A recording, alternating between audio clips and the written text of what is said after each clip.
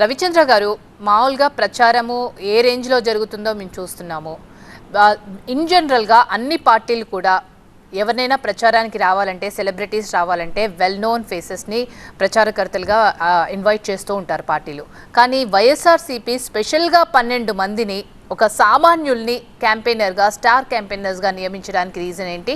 12 మందేనా, ఇంకా చాలామంది ఉన్నారా? దాని గురించి చెప్పండి. శ్రీలత గారు మంచి క్వశ్చన్ అడిగారండి ఈరోజు.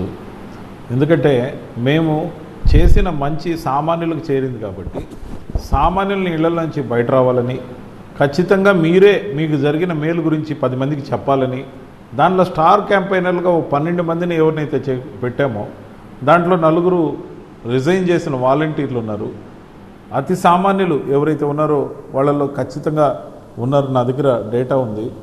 పూర్తిగా వీళ్ళు వివిధ సంక్షేమ పథకాల ద్వారా లబ్ధి పొందిన వాళ్ళు, ముఖ్యంగా అణగారిన వర్గాలకు సంబంధించిన వ్యక్తులు. వీళ్ళ ద్వారా 4 మాటలు వాళ్ళకి జరిగిన మేలు గురించి చెప్తే ఆ విజువల్స్ ప్రజల్లోకి చాలా బలంగా పోతాయి. మహా అయితే గ్లామర్ కాసేపు పనిచేస్తుంది. ఐటమ్ రాజాల్లాగానో ఐటమ్ స్టార్ లాగానో ఎవరైనా వచ్చి ప్రచారం చేస్తే కంపారిజన్ చేసి చెప్తా. ఈ విషయంలో జనసేన పార్టీ ఒక list of star campaigner release చేసింది. దాంట్లో కేవలం 5 పేర్లే ఉన్నాయి శ్రీలత గారు.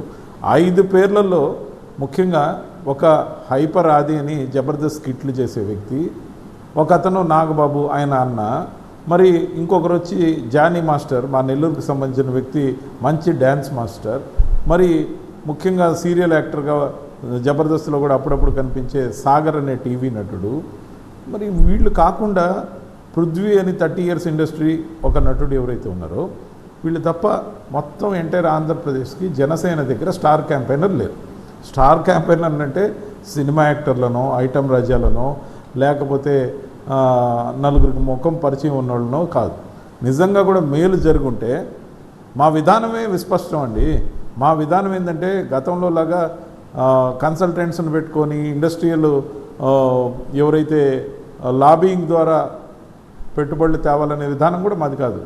ఆంధ్రప్రదేశ్లో మేలు జరిగిన బిర్లా గ్రూప్ ఉంది, అలాగే ఇన్ఫోసిస్ గ్రూప్ ఉంది, జిఎంఆర్ గ్రూప్ ఉంది, అలాగే అదానీ ఉంది, అలాగే ముఖేష్ అంబానీ ఉన్నారు. ఇలాంటి వాళ్ళందరినీ ఇండియాలో జిందాల్ గ్రూప్ కానీ ఇలాంటి వాళ్ళందరినీ లోకల్గా ఆంధ్రప్రదేశ్తో అప్రోచ్ అయినప్పుడు వాళ్ళకి అనుభవమైన అనుభవాలు, దాంతోపాటు వేగంగా ఇక్కడ తీసుకుంటున్న చర్యలు, వాళ్ళకి కరప్షన్ ఫ్రీ గవర్నమెంట్గా అన్ని ఫెసిలిటీలు ఇస్తున్న ప్రభుత్వంగా ఏదైతే లోకల్ ఇండియన్ ఇండస్ట్రియలిస్టులనే మేము బ్రాండ్ అంబాసిడర్లుగా పెట్టబట్టే ఖచ్చితంగా మేము ముఖ్యంగా ప్రగతిని సాధిస్తున్నాం. అదేవిధంగా మా ప్రభుత్వం ద్వారా లాభం పొందిన అతి సామాన్యుల్ని మేము స్టార్ క్యాంపెయినర్లుగా డిక్లేర్ చేసామంటే దీనికి చాలా గట్స్ కావాలి.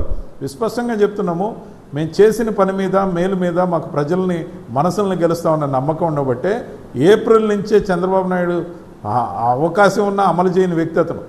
4,000 రూపాయలు పెన్షన్ ఇస్తా అని చెప్తుంటే మేము 3,500 ఇస్తామని చెప్పడానికి ఎన్ని గట్స్ కావాలండి? అది కూడా 3,500లో 250 రూపాయలు 2028లో ఇస్తామని చెప్పడానికి ఎన్ని గట్స్ కావాలి? మరో 250 రూపాయలు 2029లో ఇస్తామని చెప్పడానికి ఎన్ని గట్స్ కావాలి? మేము నిజం మాత్రమే చెప్తున్నాం.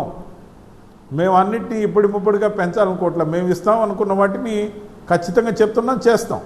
అట్ ద సేమ్ టైం మాతో కంపేర్ చేసి అన్నిటినీ అంత ఇస్తా ఇంత ఇస్తా అని ఎంత ఇస్తానో తెలియని చంద్రబాబు నాయుడు గారికి జనంలో ఎటువంటి క్రెడిబిలిటీ లేదు. రవిచంద్ర గారు, మీ మేనిఫెస్టోని లాస్ట్ టైం మేనిఫెస్టో అయినా కూడా మీరు చెప్పింది ఏంటంటే భగవద్గీత, బైబిల్, ఖురాన్తో సమానం అని చెప్పేసి చాలా స్ట్రాంగ్గా చెప్తారు. నవరత్నాల గురించి ప్రజల స్పందన ఏంటి? మీరు దాని గురించి చాలా గ్రేట్గా చెప్తున్నారు, కానీ ప్రజల్లో ఇప్పుడు మీరు ప్రజల దగ్గరికే వెళ్తున్నారు కాబట్టి వాళ్ళు ఏమంటున్నారు నవరత్నాల గురించి? ఖచ్చితంగా కొంతమంది ఈల్డ్ అయ్యే అవకాశం ఒక 1-2% కానీ 2-3% కానీ అత్యాశ ఉండేవాళ్ళు ఈల్డ్ అవ్వచ్చు. కానీ చంద్రబాబు నాయుడు నైజం తెలిసిన వాళ్ళు ఎవరు కూడా బాబుని నమ్మొద్దు, బాబు నువ్వు మాకు వద్దు అంటున్నారు. బాబు నిన్ను మేము మాకు నువ్వు వద్దు అనేది విస్పష్టంగా చెప్తున్నాను. ఎందుకంటే whatever we delivered and whatever we are assuring we will definitely deliver అనేది మా సిద్ధాంతం. అలా కాకుండా అందుకనే మేము ముందు నుంచి చెప్తూ వచ్చాం. మేము చంద్రబాబు నాయుడు రేపు వచ్చి ఉత్తుత్తి హామీలు ఇస్తాడు, ఇచ్చేదే ఉంది, ఇచ్చి పడేస్తే పోలా, ఉత్తుత్తి హామీలే కదని. చంద్రబాబు నాయుడు చేయగలిగేది ప్రజలకు ఏదైనా ఉందంటే ఒకే ఒక్క పని చేయగలడు మేడం. ఆ ఒకే ఒక్క పని ఏంటంటే సింపుల్గా ఏమార్చి మోసం చేయటం, దగా చేయటం, అదొక్కటి మాత్రం ప్రజలకు ఆయన మేనిఫెస్టోలో పెట్టకుండా ఇంప్లిమెంట్ చేసే కార్యక్రమం. సో అవర్ మేనిఫెస్టో ఎవరికైతే ఏ సంక్షేమ పథకాలు నడుస్తున్నాయో వాటిని కొనసాగిస్తామని స్పష్టంగా చెప్పాం.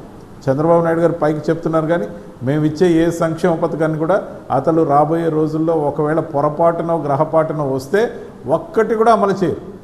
32,50,000 మందికి ఇళ్ల స్థలాలు ఇచ్చున్నాం, 31,50,000 ఇళ్ళ కట్టడానికి పూనుకున్నాం, దాదాపు 9 లక్షల దాకా పూర్తయినాయి, మిగతావన్నీ కూడా విడతల వారీగా పూర్తి చేసే పనిలో ఉన్నాం. ఒక్క ఇల్లు కూడా కట్టడు, ఎందుకంటే అతను గతంలో ఏ పేదవాడికి ఒక్క సెంటు భూమి ఇవ్వాల. ఖచ్చితంగా కూడా పేదల వ్యతిరేకి చంద్రబాబు, పేదల పక్షపాతి వైఎస్ జగన్మోహన్ రెడ్డి గారు. ఈ డిస్కషన్ గ్రామాన జరుగుతుంది. చంద్రబాబు నాయుడు బంగారం కిలో ఇస్తాడంటే చాలే అని చెప్పి చాలా బూతులు తిడుతున్నారు అసహ్యంగా. రోడ్లలో ఎక్కడన్నా మైక్ పెట్టినప్పుడు యూట్యూబ్ ఛానల్స్ వాళ్ళు చెవులు పగిలిపెట్టి తిడుతున్నారు. ఖచ్చితంగా కూడా మేము నమ్మకంతో ఉన్నాం, ప్రజలు మమ్మల్ని తిరిగి ఆశీర్వదిస్తారు, ఆంధ్రప్రదేశ్ని అగ్రగామిగా వైఎస్ జగన్మోహన్ రెడ్డి గారు ముందుకు నడిపిస్తారు.